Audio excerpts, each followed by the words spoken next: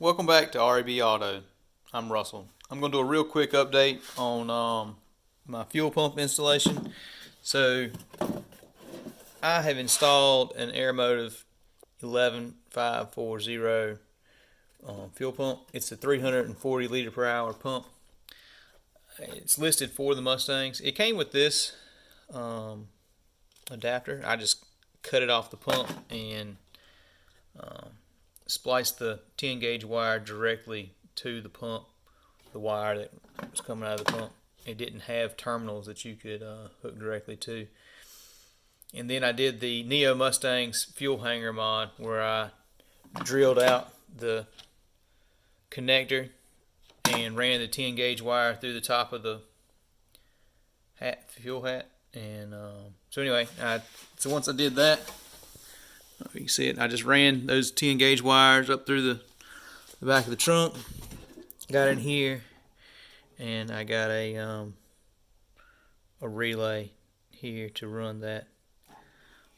And what I did to power that was I just came in and cut the wire that goes to the fuel pump and using it as a trigger.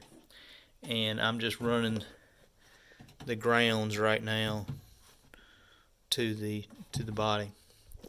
And for the power, I ran 10 gauge. I know I got a lot of wire cleanup to do in here. Got my trailer brake wires and old backup camera I need to redo, but kind of still a work in progress. So anyway, ran up through here,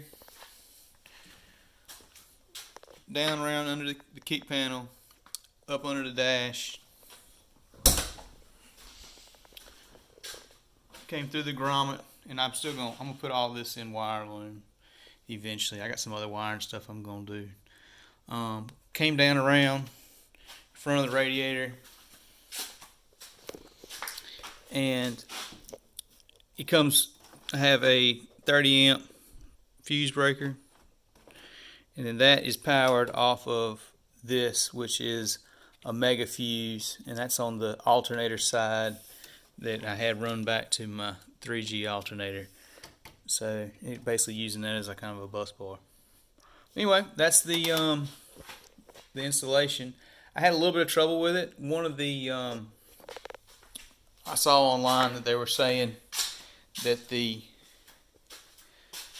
don't know if I still have it, the little nipple that's on the return, here it is, that this can cause aeration with a high volume fuel pump, to take it off and to extend it to the bottom of the tank with a fuel hose. So I did that.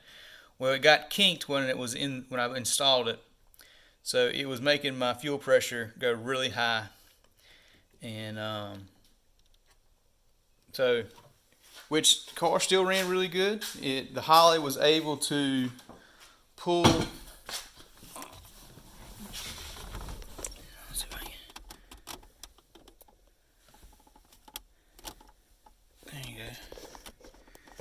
See, it was able to pull 30% as the learn table to keep the AFRs where they're supposed to be. So I'm going to clear this out and then go for a little ride, and hopefully it'll be back to normal again. So I've done key on a few times, and it seems to hold at 44. It ticks up to 45 a little bit for the return pressure. So hopefully we won't have any more restrictions in the return line. Thanks for watching. Have a good day. Next up is 60-pound injectors, but I don't know how much I'll show of that either. You might do a little bit. Thank you. Have a good day. So I just got it fired up and backed out of the garage. So the fuel pressure might be a little higher than it was with the old original pump, but as you can see, the closed loop comp is pretty much dead on, so it's and the target air fuel is right in line. So I think it's doing about what it's supposed to be doing. I'm gonna go ride around for a little bit. Alright, so I drove around the block, not a whole lot, and so it's pulling, it's pulling 8%, closed loops at 2, so as it warms up, I got a little bit of a surge, so I'll have to play with the idle some, but all in all, I think the fuel pressure is reasonable. It was, I had to go back and look at some of my old logs, but I believe it did have a little bit lower fuel pressure when it was idling. That just could have been the 1989 fuel pump with over 250,000 miles on it. So anyway, I'm very pleased, and we're gonna move on to the next project.